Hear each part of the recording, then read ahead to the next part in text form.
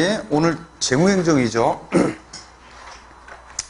여러분 이제 혹시 오늘 뉴스 봤어요?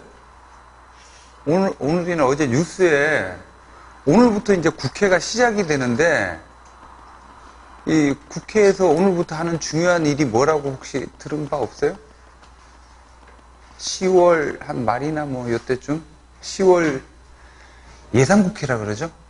예산국회. 그래서 우리 뒤에서 이제 할 건데 이 국회 이제 회기 가운데 가장 중요한 게 정기회거든요. 정기회. 정기회는 1년에 딱 한 번 열려요. 9월 달에 열리는데 이 9월 정기국회에서 하는 가장 중요한 일이 국정감사하고 플러스 예산심의예요.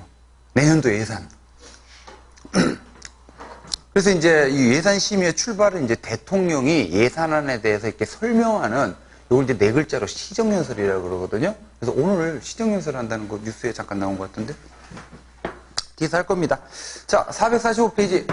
자, 예산 원칙이라고 나오는데 이건 시험 문제 많이 나와요. 꼭 한 문제 나옵니다. 이제 정부 예산 운영에 있어서 지켜야 되는 어떤 규범, 원칙들이야.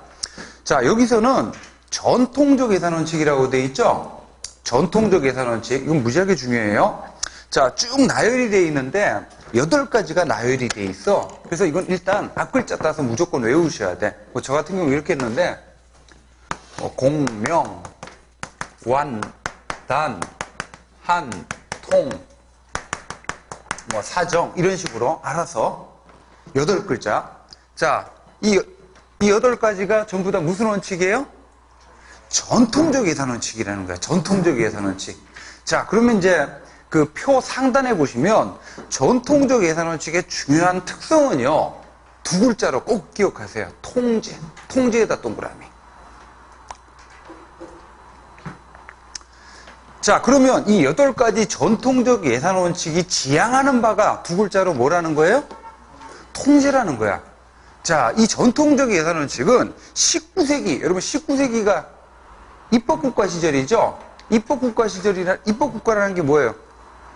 국민의 대표자로 그러니까 국가 권력 가운데 국민의 대표자로 구성된 의회, 입법부가 가장 중심적인 위치를 차지한다는 거죠? 자, 그러면 이 전통적인 예산 원칙 8가지는 쉽게 표현하면 이런 거예요. 우리 앞서서 그 지난 시간 끝자락에 예산의 정치적 기능 했었죠? 예산의 정치적 기능 왼쪽 페이지 상단에 바로 뭐예요? 재정민주주의라 그랬죠? 정치적 통제 기능이라고 그랬죠? 바로 자, 국민의 대표자로 구성된 의회가 예산을 갖고 행정부의 모든 활동을 뭐 하겠다는 거야? 통제하겠다는 거야. 그러니까 자, 여러분들은 아직은 뭐 독자적인 경제 주체가 아니니까 경제 활동하는데 필요한 재정을 부모님에게 의존하죠. 그러면 이제 부모님이 여러분들을 통제하는 가장 쉬운 방법은 뭐예요? 돈줄을 쥐고 있는 거지, 돈줄을. 자, 이렇게 이제 이 8가지 예산 원칙이 지향하는 거는 바로 국민의 대표자로 구성된 입법부가 예산을 갖고 행정부의 활동을 뭐 하겠다? 통제하겠다는 거야. 통제, 지향이. 자, 그래서 자, 공개성 원칙. 자, 첫 번째 공개성 원칙. 뭐 이거 쉬워요. 정부의 모든 수익과 지출은 어떻게 돼야 된다는 거야? 공개돼야지. 공개돼야 통제가 쉽지. 감춰지면 통제가 어렵죠. 자, 그 다음에 이제 2번째, 명료성 원칙. 명료성 원칙은 말 그대로예요. 예산은 이해하기가 쉬워야 된다는 거야. 그럼 예산이 열나 어려워. 그럼 그만큼 뭐예요? 통제도 어렵겠죠? 자, 그 다음에 이제 정확성 원칙인데, 3번째. 그리고 예산은 다가오는 해결년도 수익과 지출에 대해서 계획한 거죠. 그죠? 그리고 이제 나중에 결산이라는 걸 하거든요. 실제 수익과 지출이 얼마나 이루어진지를 결산을 해요. 그래서 이제 예산대로 집행을 하게 되면 정확하게 그러면 나중에 결산도 뭐예요? 예산하고 일치하겠죠? 여기 이제 정확성 원칙이야. 그래서 공개성, 명료성, 정확성 원칙은 있다는 것만 알아두시면 되고 자, 그 다음부터가 중요합니다. 특히 중요한 게 완전성 원칙하고 통일성 원칙. 이 2가지가 특히 중요해요. 자, 먼저 완전성 원칙은 이런 거야. 말 그대로 자, 완전, complete. 자, 거기 줄쳐져 있다시피 정부의 모든 세입과 모든 세출은요, 하나도 누락됨이 없이 완전하게 어디에 계상이 돼야 된다? 예산에 계상이 돼야 된다는 거예요. 이게 완전성 원칙이라 그래. 자, 이거를 다른 말로 뭐라고도 하냐면 총계 예산이라고도 해요. 이게 완전성 원칙의 뜻이에요. 자, 그러면 이 얘기는 달리 표현하면 계속해서 줄치세요. 징세비를 제외한 조세의 순수인만을 예산에 계상하는, 여러분, 자, 총계예산의 반대말 순계예산, 순계예산 동그라미 하시고, 이 순계예산을 사용하면 안 된다는 게 완전성 원칙이야. 자, 이런 얘기입니다. 여러분, 이제 우리 지난 시간에 예산이다 그러면 형식적으로 일반회계 예산이라는 게 있고요. 그림 잠깐 봤었죠? 그 다음에 이제 특별회계 예산이라는 게 있어요. 자, 다시. 이거 외우셔야 돼. 예산이다 그러면 형식적으로 뭐하고 뭐로 나뉘어요? 일반회계 예산이 있고, 일반적인 국가활동을 위한 모든 수익과 지출을 하나로 망라한 예산이라고 해서 일반회계 예산이라고 그래요. 자, 일반의 반대적인 용어가 뭐겠어요? 특별회계라는 게 있습니다. 자, 그 다음에 이제 우리나라에는 예산에는 포함이 안 되는데, 예산과는 별도로 국가가 특정 목적의 사업을 운영하기 위해서 보유 운영하고 있는 자금, 이거를 이제 뭐라고 하냐면 기금이라 그래. 영어로는 펀드. 국가가 운영하는 자금. 근데 이제 중요한 특징은 이 기금, 뭐 국민연금기금 생각하시면 돼요.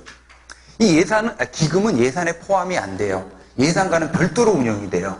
그래서 이제 이 예산하고 기금을 합쳐가지고 이걸 이제 뭐라고 하냐면 통합재정 또는 통합예산이라 그래요. 합쳐가지고. 자, 그래서 그 앞 페이지 그림 했었잖아. 몇 페이지야? 2장 앞으로인가요? 440페이지. 440페이지 맨 밑에 그림 보시면 이거 외우셔야 돼. 자, 그러면 정부 예산이다 그러면 형식적으로 뭐하고 뭐로 나뉘어요? 일반회계 예산이 있고 특별회계 예산이 있어요. 그리고 다시, 자, 예산에는 포함이 안 되는데 뭐가 존재해요? 우리나라에는 기금이라는 게 존재해요. 기금. 그래서 이제 예산하고 기금을 합쳐가지고 뭐라고 표현한다고? 통합 예산이라고 표현해요. 자, 그러면 이 440페이지 하단에 그림 보시면 이게 2017년 예산인데 일반회계 예산이 얼마입니까? 224조였죠. 224조 원. 2017년에. 자, 그러면 이거 해석을 해봐요. 2017년도 일반회계가 224조 원이다. 이 얘기는 정부가 2017 회계년도 동안 224조 원이라는 돈을 어떻게 민간으로부터 걷어서 224조를 수입하겠다는 거죠. 걷어들이겠다는 거죠. 그리고 이걸 갖고 어떻게 한다는 얘기예요. 국방비, 교육비, 복지비 등 다양한 분야에 지출하겠다는 거에 관한 계획서예요. 응? 자, 그러면 다시 돌아오시면 자, 돌아오시면 445페이지. 자, 우리 뭐 하다가 일로 잠깐 넘어갔습니까? 완전성 원칙 하다가 들어갔죠. 자, 그러면 완전성 원칙은 뜻이 다시 한번 정부의 모든 수익과 모든 지출은 하나도 누락됨이 없이 어디에 반영이 돼야 된다는 거예요? 예산에 반영이 돼야 된다는 게 완전성 원칙이거든요. 자, 이걸 또 달리 표현하면 징세비를 제외한 조세의 순수익만 예산에 계상하면 안 된다는 건데, 자, 예를 들어 보세요. 정부가 세금을 걷었어요. 세금을 걷었는데 얼마의 세금을 걷었냐면 100억 원의 세금을 걷었어. 응? 근데 이제 이 세금 100억 원이라는 세금을 걷기 위해서는 세금 걷는 공무원이 뭐 점심도 먹어야 되고 교통비도 써야 되겠죠. 그래서 징세비가 얼마냐면 1억 원이 들었어요. 그러면 자, 세금 100억 걷었고 징세비가 1억 원 들었죠? 그럼 이제 빼면 순수입은 얼마가 돼요? 99억 원. 이렇게 예산에 계상할 수도 있어요. 이걸 이제 뭐라고 하냐면 순계 예산이라고 표현하는데, 이렇게 하는 거를. 자, 근데 완전성 원칙에 따르면 순계 예산을 사용하면 된다, 안 된다? 안 된다는 원칙이야. 그럼 어떻게 하라는 거예요? 어쩌라는 거야?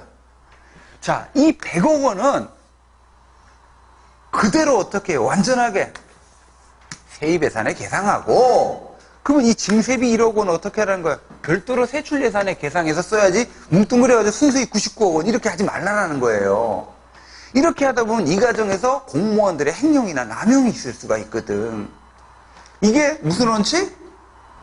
완전성 원칙이에요. 완전성 원칙.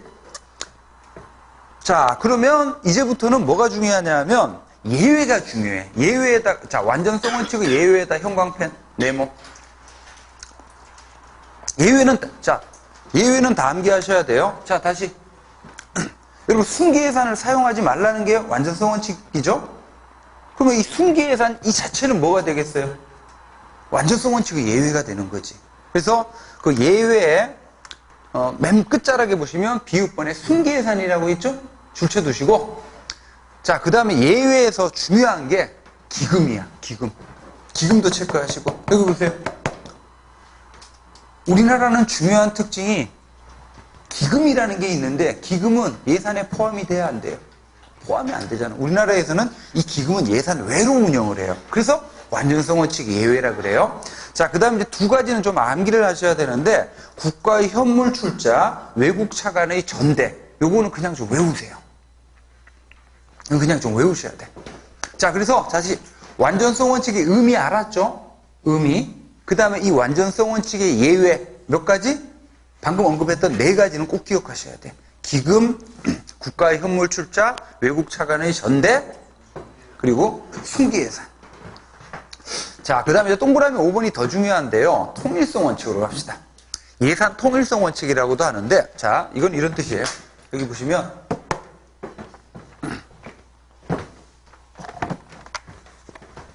여러분, 이제 국고라는 게 있거든요. 국고. 국고가 뭐냐면, 국가의 금고라고 생각하시면 돼. 국고. 다시. 국고는 뭐? 국가의 금고. 자, 이 국고에 뭐가 있겠어요? 돈이 있겠지. 이걸 뭐라고 할까요? 국고에 있는 돈을? 뭐이 뭐야? 국고금이지. 국고에 있는 돈은 국고금이에요. 자, 그러면 이 국고로, 이 금고로 돈이 어떻게 해요? 들어오기도 하고, 또 국고에서 돈이 나가기도 하지. 그러니까 이건 자, 퀴즈, 질문인데, 여러분의 상식을 물어보는 건데, 이 국고로 들어오는, 대한민국의 국고로 들어오는 이 수입과 국고에서 나가는 돈을 총괄하는 중앙부처가 어딜까요? 국고금을 총괄하는, 국고 수입과 국고 지출을 총괄하는 중앙부처. 조선시대 기준으로 보면. 조선시대에 6조가 있잖아요. 6조 가운데 어딜까? 어디야? 호조지, 호조. 끝발이 2호. 여기 2부 다음에, 2조 다음에 중요한 게 호조잖아, 호조. 자, 지금 현재는 어디예요? 재무부예요, 재무부. 재무부. 그래서 일반적으로는 재무부지. 우리나라에서 이제 재무부가 기획재정부지. 그래서 이제 일반적으로 재무부다 그러면 뭐예요, 영어로? Ministry of Treasure. Treasure. 국가의 보물을 갖고 있는 거지. 그래서 이 국고 안에 뭐가 있습니까? 현금도 있고, 금도 있고, 달러도 있고, 채권도 있고 한 거지. 응? 이건 이제 관념적인 거고, 실제적으로 이 국고금 계정은 어디에 있을까요? 한국은행에 있죠. 그래서 이제 은행을 털려면 어디에요? 중앙은행 정도는 털어줘야지. 꼭 보면 새마을금고 이런 데 털다가 걸리죠. 그래도 여직원한테 잡히고. 우리나라 이제 참 보면 이따금씩 뉴스에 이게 은행 터는 뉴스들이 종종 나오는데 거의 잡히죠. 한국은 진짜. 자, 다시. 이렇게 해요. 다 보세요. 국고로 A 분야, B 분야, C 분야 다양한 분야의 수입들이 국고로 들어와요. 뭐 여러분이 내는 각종 세금, 또 이런 공무원 시험 보면 뭐 내요? 응시료 내죠? 자, 이게 이제 국고로 들어오는 다양한 수입들인데 이 수입들은요, 일단 국고로 들어오면 국고금으로 통일이 돼요. 그냥 뭉뚱그려진다는 얘기야. 그런 다음에 국고금이 된 다음에 다시 A 분야, B 분야, C 분야 이 다양한 분야의 지출이 이루어져야 된다는 게 예산 통일성 원칙 또는 국고금 통일성 원칙이라 그래요. 다시 국고금이 되면 네 돈 내 돈 구분이 돼야 안 돼? 안 되는 거야. 다시 A 분야 B 분야 다양한 분야에서 수입이 들어오는데 들어오는 순간 뭐로 통일이 돼요? 국고금으로 통일이 돼요. 그런 다음에 이 국고금으로부터 다시 A 분야 B 분야 C 분야에 지출을 해야 된다는 게 예산 통일성 원칙. 자, 이렇게 하면 통제가 쉬워요. 왜 통제가 쉽냐? 국고로 들어오는 입구에서 얼마 들어왔는지만 체크하면 되죠? 다시 출구에서 얼마 나가는지만 체크하면 되죠? 자, 이게 예산 통일성 원칙인데, 그러면 예산 통일성 원칙을 달리 표현하면 국고로 통일하지 않는 경우죠. 국고로 통일하지 않는 경우, 바로 이거야. A 분야에서 벌어들인 수입을요, 그대로 A 분야에 이렇게 쓰는 경우가 국고로 통일하지 않는 경우예요. 자, 그러면 예산 통일성 원칙은 이렇게 하면 된다, 안 된다? 빨간색처럼 하면 된다, 안 된다? 안 된다는 게 예산 통일성 원칙이에요. 자, 이 예산 통일성 원칙을 반영하는 게 바로 뭐냐면 일반회계예요. 다양한 종류의 모든 수익과 그리고 다양한 종류의 모든 지출을 하나로 망라한 게 일반회계야. 그래서 일반회계는 하나예요, 하나. 자, 그러면 일반회계 반대적인 용어가 뭐라 그랬어요? 일반의 반대? 특별이지. 이 특별회계라는 표현 자체가 바로 빨간색이에요. 그러니까 특정 분야에서 벌어들인 수입을 국고로 통일하지 않고 그대로 어떻게 해요? 특정 분야에 쓰는 거지. 이게 특별회계야. 특별회계라는 용어 자체가. 자, 정리하시면, 자, 통일성 원칙, 특정 수익과 특정 지출이 연결되면 된다, 안 된다? 안 된다는 원칙입니다. 이 얘기를 풀어서 표현하면 국가의 모든 수입은 일단 국고로 편입되고 다시 여기서부터 모든 지출이 이루어져야 된다는, 쉽게 표현하면 돈주머니가 여러 개가 되면 된다, 안 된다? 돈주머니는 하나여야 된다는 원칙이에요.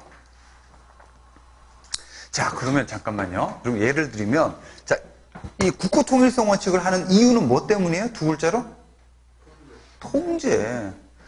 자, 근데 국고 통일성 원칙을 하면 통제는 쉬운데 심각한 문제가 하나가 생겨. 어떤 문제가 생기겠어요?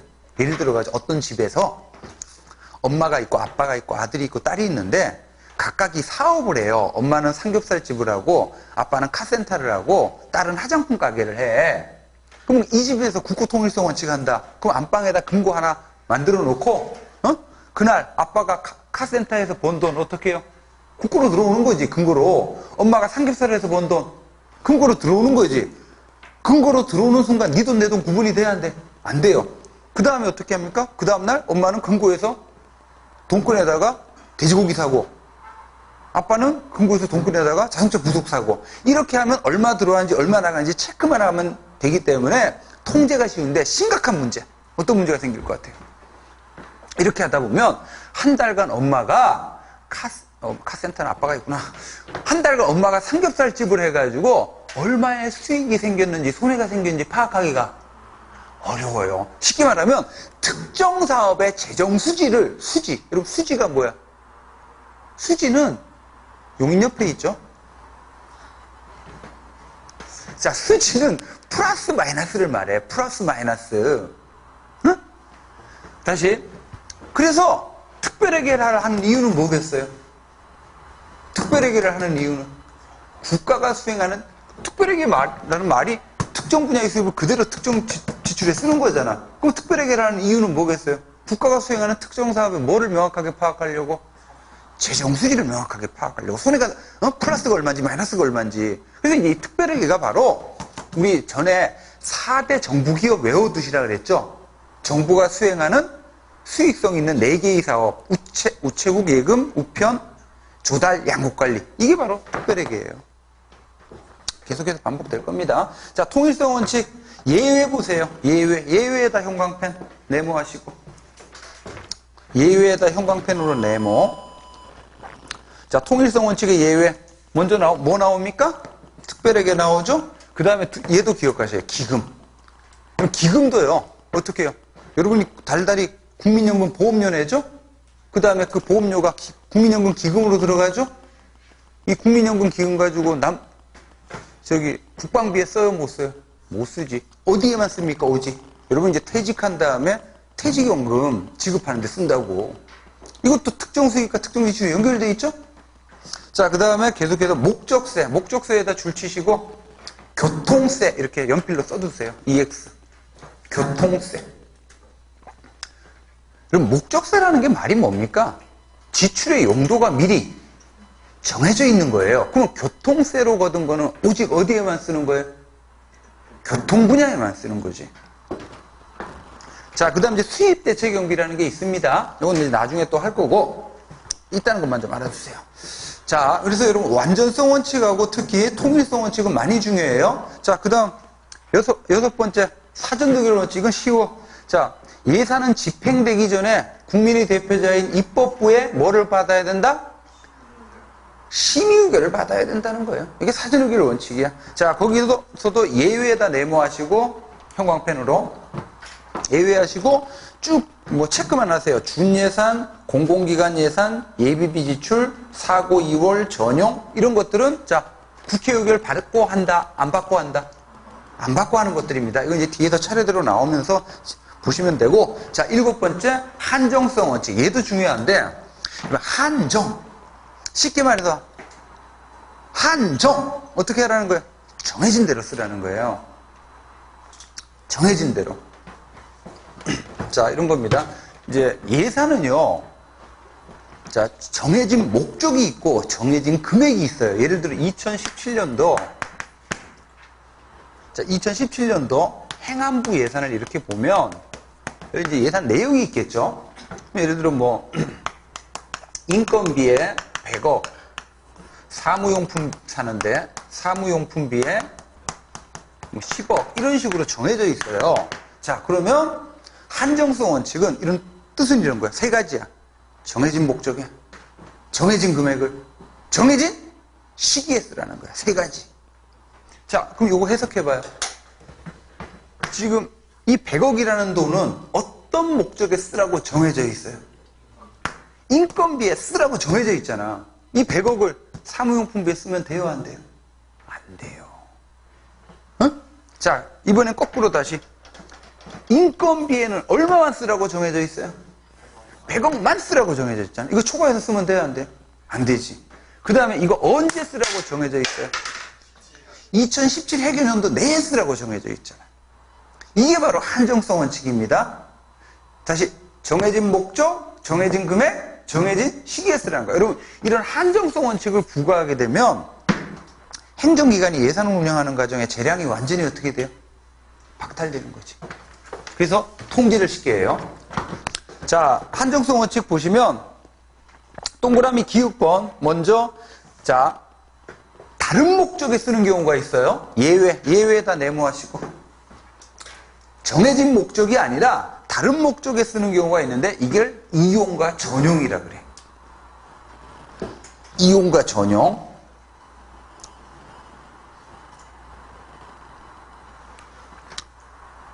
여러분 그 박근혜 정부 시절에 국정원의 특수활동비라고 하는 예산이 있죠? 그걸 갖다가 어디다 쓴 거예요? 청와대 경비로 쓴 거잖아. 그죠? 이거는 이용이나 전용이라 그러는 거죠. 이건 국가재정법 위반이야. 아니 국정원 특수활동비는 누가 써야 돼요?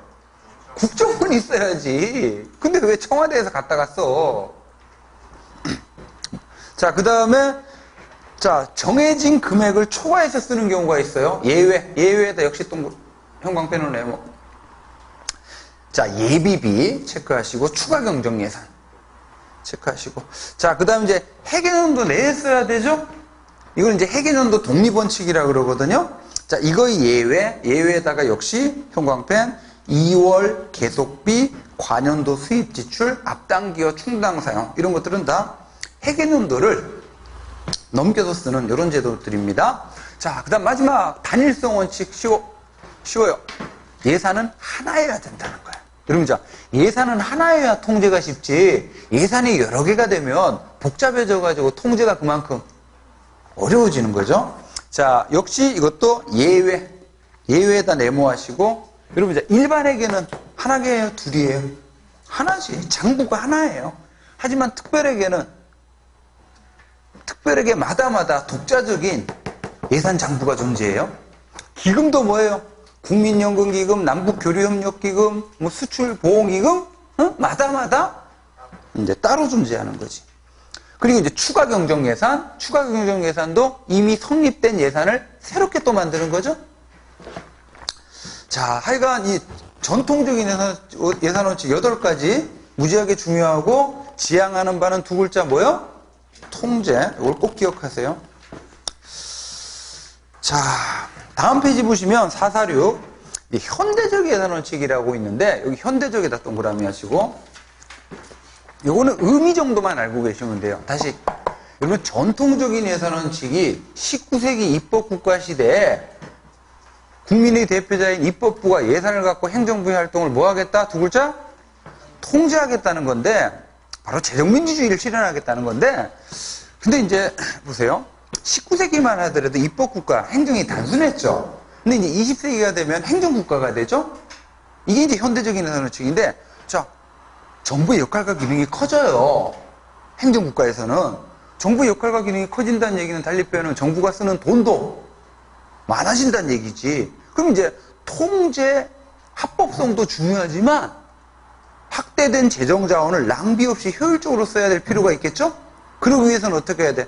통제보다는 어느 정도 행정기관에게 재량을 주고 자율성을 줘서 재정 운영의 효율성을 좀 높일 수 있도록 하는 게 이게 바로 현대적 예산원칙의 지향이에요. 그래서 현대적 예산원칙은 자 행정부의 재량 동그라미 하시고 그리고 바로 밑에 효율성에다 동그라미 하시고 포커스가 좀 달라집니다. 하지만 아직도 중심은 뭐예요? 예산원칙은 전통적인 예산원칙이 중요한 거예요. 자, 나머지는 보시고, 자, 오른쪽 페이지 447로 갑시다. 예산과 법률.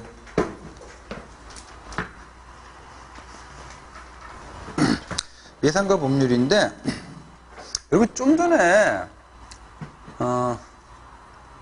이거 사전 의결 원칙 했었죠? 예산은 집행되기 전에 미리 국민의 대표자인 의회의 심의와 의결을 받아야 된다는 게 사전 의결 원칙인데, 자, 그러면 이제 예산이요, 국회를 통과할 때 법률이라는 이름으로 통과되는 경우가 있어요. 우리나라는 아니야. 영국하고 미국이 그래요. 해마다 예산이 편성될 때 영국하고 미국은 어떠냐 하면 2017년도 세입법, 세출법 이렇게 in the name of law 법률이라는 이름으로 예산이 국회를 통과해요. 하지만 이제 우리나라는 법률이 아니라 그냥 말 그대로 별도의 국회 의결, 예산이라는 형식으로 국회를 통과해요. 그래서 이제 크게 둘로 나뉩니다. 1번에 예산의 법적 형식 해가지고 양간에 1번 뭐라고 돼 있어요? 법률주의. 이건 뜻중심으로만 알아두시면 돼요. 자, 동그라미 1번 줄 치세요. 예산이 해마다 세입법, 세출법. 그냥 쉽게 말해서 예산이 바로 뭐야? 법률이에요. 그래서 세입예산하고 세출예산을 매년 입법부가 법률로 제정해서 법적 구속력을 부여하는 이게 이제 바로 법률주의입니다. 뭐 미국, 영국, 대개 이제 선진국들이 이런 형식인데 그래서 얼마 전에 그 문재인 대통령이 그 헌법 개정안 의회에 제출했었죠, 국회에. 근데 거기에서도 이제 앞으로 이제 의결이 아니라 법률 형식으로 예산을 만들고 근데 지금 뭐 국회가 거부를 해가지고 아직은 미정인데 헌법이 개정이 되면 우리나라도 아마 법률주의로 할 것 같아요. 자, 다음 페이지 보시면 자, 예산주의 달리 표현하면 의결주의라고 합니다. 자, 동그라미 1번 자, 예산이 법률과는 별도의 뭐 예산이라고 하는 국법 형식으로 성립돼서 법률과는 별개의 법적 효력을 보유하는 게 예산주의, 의결주의라 그래요. 우리나라, 일본이 여기에 해당돼요. 여러분, 이거는 헌법에서 이렇게 규정을 하고 있어요. 그 밑에 표를 보시면 헌법 54조에서 예산을 규정하고 있고 53조에서 법률을 다시 국회가 하는 중요한 일이 뭐예요? 법률 제정하는 거죠. 또 예산심의 의결하는 건데 이게 서로 다른 항의 절차를 규정하고 있어. 여러분 잠깐 보시면 여러분 이제 예산하고 법률은요, 전부 다 뭐냐면 법규범이에요. 법규범. 여러분, 법규범이라는 게 뭐냐면, 법을 담고 있는 규범인데 말 그대로 이 법규범의 형식이 여러 가지가 있어요. 법률도 법규범이고, 대통령령 있죠. 시행령, 시행규칙. 이것도 법규범이고, 조례 있죠. 이것도 법규범이고, 예산도 바로 뭐야? 법규범이에요. 근데 지켜야 되는 법규범인데, 자, 가장 중요한 차이점이 법률은요, 그리고 어떤 법률이 딱 제정이 되면 국가기관도 지켜야 되고 국민도 지켜야 돼요. 법률은요. 그래서 여러분, 박근혜 대통령이 탄핵된 이유 중에 하나가 뭐예요? 법률 위반이지. 헌법과 법률을 위반한 거잖아요. 국가기관도 지켜야 되는 게 법률입니다. 하지만요, 예산은요, 누구만 지키냐면 국민은 구속하지 않아요. 국가기관만 구속을 해. 그래서 이제 여러분 이제 법률 같은 경우는 여러분 상식적으로 알 텐데 의회에서 의결을 한 다음에 어떻게 해요? 대통령한테 보내지죠. 그래서 법률은 대통령이 뭐 해야 돼요? 공포를 해야 법률이 성립이 돼요. 공포라는 게 국민들에게 알려지는 절차거든요. 근데 예산은요, 기억하세요? 국회에서 의결만 되면 바로 성립해요. 예산은 공포가 필요해, 불필요해? 불필요합니다. 그리고 여러분, 자, 대통령이 의회에 대해서 행사하는 중요한 권한 중에 법률안 거부권이라고 있죠? 이건 어디에 대해서만 말 그대로 법률안에 대해서만 거부할 수 있는 거. 우리나라에서는 예산안에 대해서는 의회가 통과시킨 예산안에 대해서는 거부권 행사해 못해. 못하죠. 우리나라는. 왜냐? 예산은 법률이 아니니까 쉽게 표현하면. 자, 그런 거 중심으로 그래서 거기 특히 그 성립 절차에서 공포 있죠? 성립 절차 맨 밑에 공포. 자, 예산은 공포가 필요 없습니다. 의회에서의 의결로 확정이 돼요. 하지만 이제 법률은 공포로서 효력이 발생하고, 효력에서 두 번째 대인적 효력, 예산은 국가기관만 구속하고 법률은 국가기관 국민 모두 구속합니다. 자, 이런 차이점 중심으로 보시고, 자, 오른쪽 페이지 갑시다. 정부 회계제도. 여기 이제 회계. 혹시 회계학과 나온 친구 있나? 회계. 카운팅이죠. 뉘우치는 게 아니고 회계하다. 발음이 좀 그런데 회계. 자, 이 회계라는 건 뭐냐면 이런 겁니다. 회계학에서 다루는 건데 어떤 경제 주체가 있을 거 아니에요. 뭐 그게 기업일 수도 있고 국가일 수도 있고 개인일 수도 있고, 그럼 어떤 경제 주체가 경제 활동을 하잖아요. 그럼 경제 활동을 하게 되면 돈이 들어오기도 하고 나가기도 하죠. 응? 이런 이제 경제 활동을 하게 되면 각종 경제적 사건들이 생기는데 그 사건들을 장부에 기록을 하는 거예요. 이걸 우리가 흔히 부기라 그러지. 그리고 이제 장부에 기록된 거를 쭉 보면, 분석해 보면 이제 그 경제 주체의 재정 상태가 현재 플러스인지 마이너스인지 얼마의 수익이 생겼는지 이런 걸 다 어떻게 일목요연하게 파악할 수 있잖아요. 이런 기술을 뭐라고 합니까? 회계라 그래요. 그래서 이제 여러분 회계장부 하면 떠오르는 거 뭐 떠올라? 대표적인 회계장부. 뭐? 가계부. 자, 근데 이제 여기서는 제목이 뭐예요? 누구의 회계제도를 지금 보는 거죠? 정부의 회계제도를 보는 거예요. 정부의 회계제도. 자, 여기서는 이제 중요한 게 회계제도가 중요한데, 이건 회계학 내용이기도 합니다. 회계학 내용이기도 한데, 자, 정부 회계는 일단, 자, 제도가 중요한데 두 가지로 나눠요. 자, 첫 번째 기준은 뭐냐 하면, 경제적 사건이 생기면 회계 처리를 해야 되잖아. 그죠? 그리고 이 경제적 사건의 대표가 거래예요, 거래. 그래서 이 거래가 과연 언제 이루어진 것으로 인식할 것이냐. 거래의 인식 기준, 이걸 기준으로 회계제도는 둘로 나뉩니다. 현금주의 회계라는 게 있고, 두 번째 발생주의 회계라는 게 있어요. 이게 첫 번째 기준이야. 자, 그 다음에 두 번째는요. 두 번째는 여러분 장부에 기록을 하는 걸 뭐라고 하냐면 기장이라 그래요. 기장. 응? 기장하니까 어떤 학생은 미역이 떠오른다 그러는데, 어? 기장? 장부에 기록하는 거야? 기장에서 유명한 게 미역이잖아. 아니요? 기장 추가가 떠오르나? 자, 다시. 자, 기장 방식을 기준으로 회계제도는 다시요. 단식북이라는 게 있고, 기장하는 걸 북이라고도 합니다. 단식의 반대말은 뭐겠어요? 복식북이라는 게 있어요.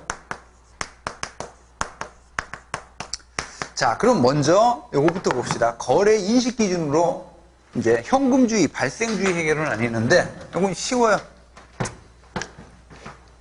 현금주의 회계는 여러분 대부분의 거래에는 뭐가 오고 가요? 현금이 오고 가잖아. 쉽게 말해서 예를 들어 제가 용산에 있는 컴퓨터 가게 가지고 100만 원짜리 컴퓨터 한 대를 샀어.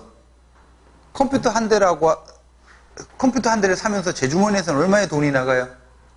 100만 원이라는 현금이 나가는 거지. 컴퓨터 가게 사장님 입장에서는 주머니로 100만 원이라는 돈이 들어오는 거잖아요. 이렇게 대부분의 거래의 수반대는 현금에 들어오고 나감, 입출금에 초점을 둬서 뭐를 인식하는 거예요?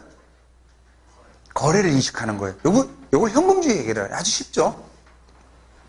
자, 그래서 현금주의 회계 동그라미 1번, 현금을 수취하거나 받거나 아니면 현금을 지급한 시점에 뭐를 인식해? 거래를 인식하는 겁니다. 자, 이게 현금주의 회계인데 이 현금주의 회계를 하는 경우요, 대개 기장 방식은 뭐하고 결합이 되냐 하면 단식부기하고 결합이 되는데, 이 단식부기는 말 그대로 거래의 한 측면만 기록하는 거예요. 그래서 단식이야.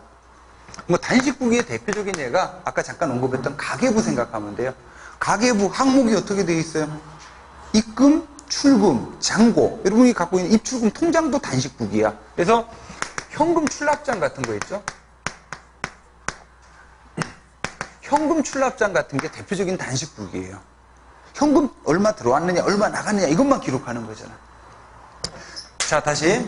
이게 이제 현금주의 회계인데, 여러분, 현금주의 회계를 하게 되면 어떤 심각한 문제가 생겨요. 어떤 문제가 생기냐 하면,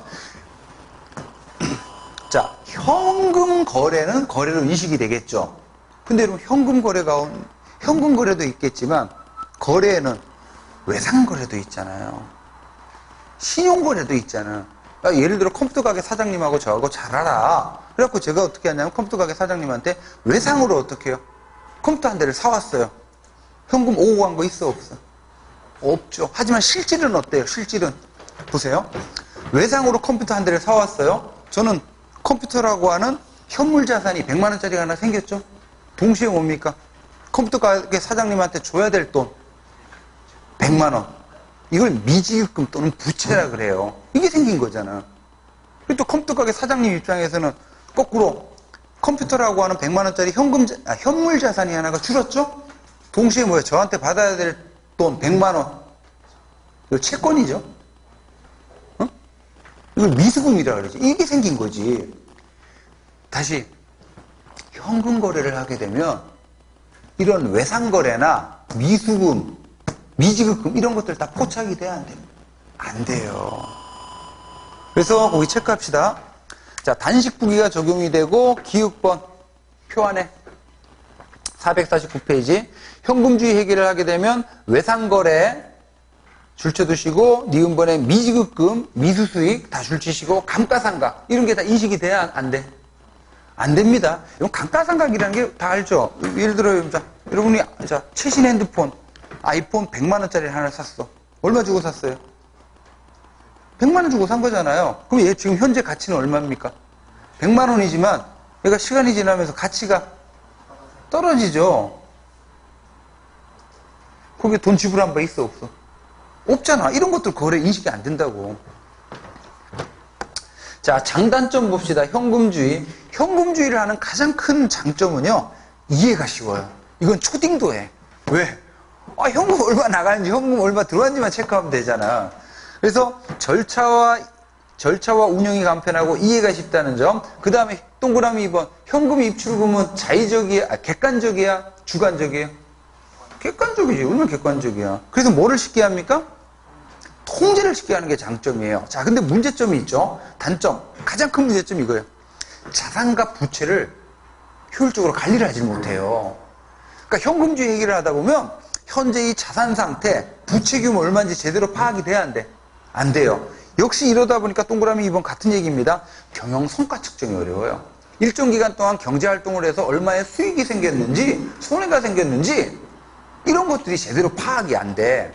자, 그래서 일정 기간 동안 사업을 해가지고 현재의 재산 상태가 정확히 얼마나 되는지 또 그동안의 수익이 얼마나 되는지를 정확하게 파악을 해야 되는 기업은요, 현금주의 회계를 안 해요. 정확한 경영 성과를 파악하기 위해서는 현금주의 회계가 아니라 발생주의 회계라는 걸 해. 발생주의 회계.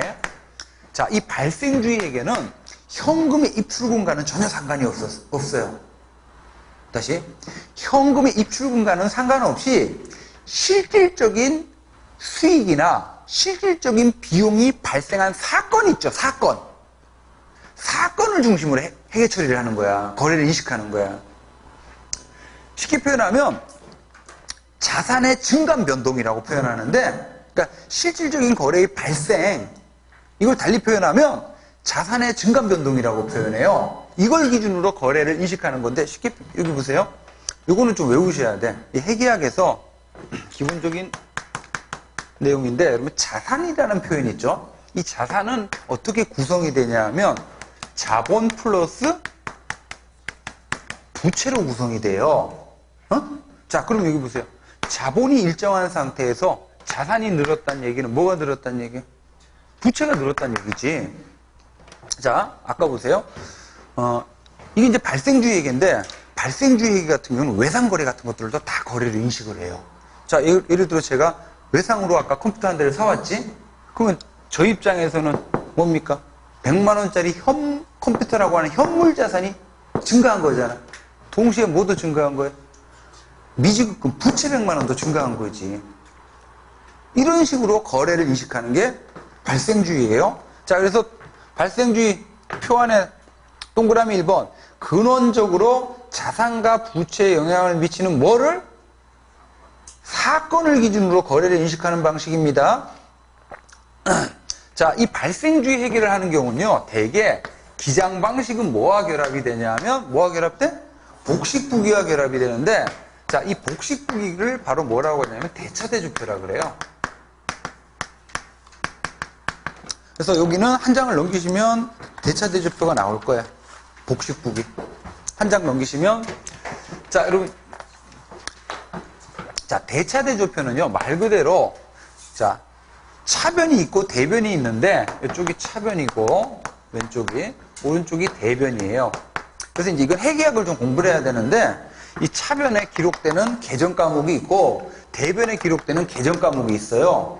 그래서 아까 컴퓨터를 외상으로 사온 경우 있죠? 이때는 이제 어떻게 계속, 자, 그러니까 이 복식부기는 쉽게 표현하면 모든 거래에는요, 이중성이라는 게 원인이 있고 결과가 있다는 거야. 원인, 결과. 그래서 그 거래의 두 측면을 차변과 대변에 동시에 기록을 하는 거예요. 그래서 자, 외상으로 컴퓨터 100만원을 사왔습니다. 그러면 차변에 어떻게 기록이 하냐면 자산 100만원 증가 이렇게 기록이 돼요. 동시에 뭡니까? 대변에 부채 100만원 증가 이렇게 동시에 기록이 돼.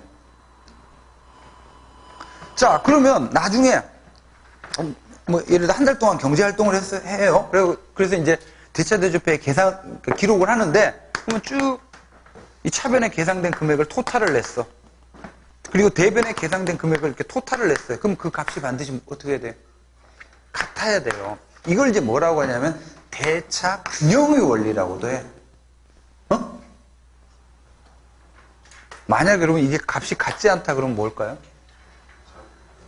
뭐 하나 빼먹은 거예요. 실수한 거예요. 이걸 이제 대차대조표의 자기 오류 검증 기능이라고 합니다. 그래서 451페이지 상단에 동그라미 3번 줄 치세요.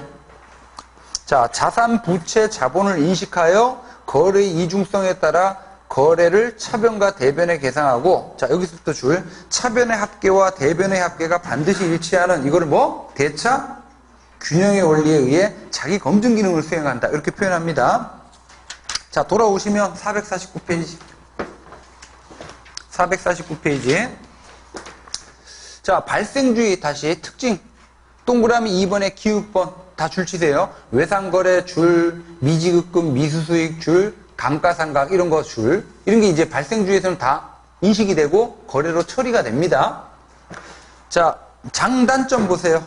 이번엔 거꾸로 생각하시면 돼. 발생주의를 하게 되면 동그라미 1번 장점. 자산과 부채를 효율적으로 관리할 수가 있어요. 그리고 정확하게 원가 계산 이런 걸 해가지고 줄 효과와 효율, 즉 사업의 성과에 대해서 정확하게 파악을 할 수가 있어요.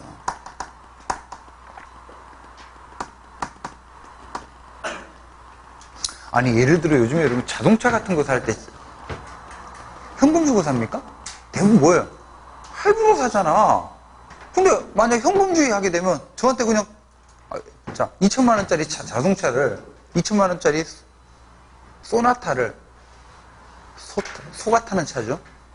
소나타 달구지. 자 다시 아무도 안 웃네. 2천만 원짜리 소나타를 제가 할부로 샀어요. 100% 할부로. 그럼 저는 현금주의가 갑자기 뭐가 생긴 거예요? 2천만 원짜리 차가 생긴 거잖아. 통장에서 나가는 거는 있어요, 없어요? 없잖아요. 근데 실질은 뭡니까? 2천만 원을 앞으로 36개월 동안 갚아야 되잖아. 이거 다 부채잖아. 이런 게 제대로 파악이 안 돼요. 자, 요게 이제 발생주의야. 자, 넘겨보시면 450페이지. 자, 상단에 자, 내용각주 까맣게 2번 찾았습니까? 자, 줄 치세요. 국가회계법. 자, 법 이름이 국가회계법이야. 이게 이제 노무현 정부 때 2009년도에 이제 제정이 돼가지고 시행되는 법인데요. 우리나라에서 옛날에는 어떻게 했냐면 이렇게 했어요. 우리나라에서 옛날에는 2009년도 이전에는 우리나라는 기본적으로 현금주의였어요. 그래서 이 예산의 대표가 일반회계인데 일반회계는 현금주의를 했고요. 그 다음에 특별회계하고 기금은 독자적인 사업의 성격이 있죠. 그래서 이제 예외적으로 특별회계하고 기금은 발생주의 회계를 했는데 자, 근데 2009년도 이 국가회계법이 제정이 되면서 시행이 되면서 자, 줄 치세요. 양가로 2번 줄 쳐져 있는데 자, 국가의 경제활동에서 발생하는 경제적 거래 등을 발생 사실에 따른 복식부기 방식으로 회계 처리를 하라라고 이제 이 법에서 규정을 한 거야. 자, 그리고 적용 대상 보세요. 적용 대상, 국가회계법이 적용되는 대상은 자, 일반회계, 특별회계, 기금 모두 다 이제는 어떤 방식으로 회계 처리해야 돼? 발생주기와 복식부기 방식으로 결산을 하라고 이 법에서 규정을 하고 있어요. 자, 그래서 양가로 5번 보시면 자, 이렇게 발생주의와 복식부기 방식으로 결산을 해서 결산보고서가 만들어지는데 결산보고서에다 형광펜. 자, 이 결산보고서의 구성 가운데서는 동그라미 3번 줄 치세요. 재무제표라는 게 작성이 돼야 돼요. 재무제표. 그러니까 다시 재무상태를 나타내는 제표. 여러 가지 표인데 자, 재무제표는 세 가지를 꼭 외우셔야 돼. 첫 번째, 재정상태표라는 게 있어요. 두 번째, 재정운용표라는 게 있고 그 다음에 순자산 변동표라는 게 있어. 이게 3대 재무제표입니다. 자, 넘기시면 452페이지 가세요. 452페이지 보시면 4번에 자, 방금 재무제표 했었죠? 자, 재무제표. 자, 중앙정부가 있고 지방정부가 있는데 지금 현재 재무제표가 똑같습니다. 자, 먼저 자, 세 가지 재정 상태표, 두 번째 재정 운용표, 세 번째 순자산 변동표. 자, 그러면 그 밑에 본문 보세요. 양가로 2번. 자, 다시 양가로 2번 제목이 뭐예요? 재정 다음에 끊고 상태에다 동그라미. 재정 다음에 끊고 상태에다 동그라미. 지금 얘는 뭘 나타내는 표예요? 재정의 현재 상태를 나타내는 표야. 그러면 이게 이제 기업에서 뭐에 해당되냐면 대차대지표에 해당돼요. 여러분 자, 기업의 대차대조표는 어떻게 구성이 되냐면 이걸로 구성이 돼요. 이거 보세요. 자산, 자본 플러스 부채. 이게 대차대조표를 구성하는 항목인데, 다시 기업에서는 대차대조표라고 표현하는데 정부에서는 뭐라고 표현한다고요? 재정상태표라고 합니다. 자, 그러면 재정상태표를 구성하는 항목, 이 세 가지 꼭 기억하셔야 돼요. 여러분, 자산에서 부채를 빼요. 그럼 뭐가 나와요? 자본이 나오겠지. 대차대조표에서는. 근데 정부는 자본을 추구하는 존재가 아니죠. 그래서 재정상태표에서는 자산에서 부채를 빼면 뭐가 나옵니까? 순자산이 나와요. 세 가지. 그래서 재정상태표를 구성하는 항목, 자산, 부채, 순자산. 여러분 잠깐만. 여러분 재정상태는 일정 기간의 문제입니까? 특정 시점의 문제예요? 재정상태라는 용어가 일정 기간의 문제야? 특정 시점의 문제야? 특정 시점의 문제지. 하지만 자, 양가로서 한번 재정운용표는 재정 다음에 끊고 운용에다 동그라미. 재정운용표는 일정 시점의 문제야? 일정 기간의 문제예요? 일정 기간의 문제예요. 예를 들어 1년 동안 1월 1일부터 12월 30일까지 사업을 하는 거지. 이거를 나타내는 게 재정운용표인데, 이거는 기업의 손익계산서에 해당돼요. 그래서 손익계산서는 어떻게 구성이 됩니까? 바로 밑에 줄 수익 빼기 비용하면 뭐가 나와요? 순이익이 나오지. 근데 여러분, 정부는 순이익을 추구하는 존재가 아니죠. 그래서 재정운용표는 자, 두 번째 줄 줄쳐 있는데 수익 빼기 비용하면 운영차익 이렇게 나와요. 이 구성 항목들 다 기억하셔야 돼. 자, 그 다음에 이제 양가로 4번. 아까 이제 자산에서 부채 빼면 순자산이 나오죠? 이 순자산이 이제 회계연도 동안 어떻게 변화했느냐. 이걸 이제 나타내는 게 순자산 변동표. 이 세 가지는 꼭 외우셔야 돼. 자, 여기까지 하셔서 예산과 관련된 기초적인 내용들을 좀 봤고, 잠깐 쉬었다가 453페이지 예산의 법적 기초를 봅시다.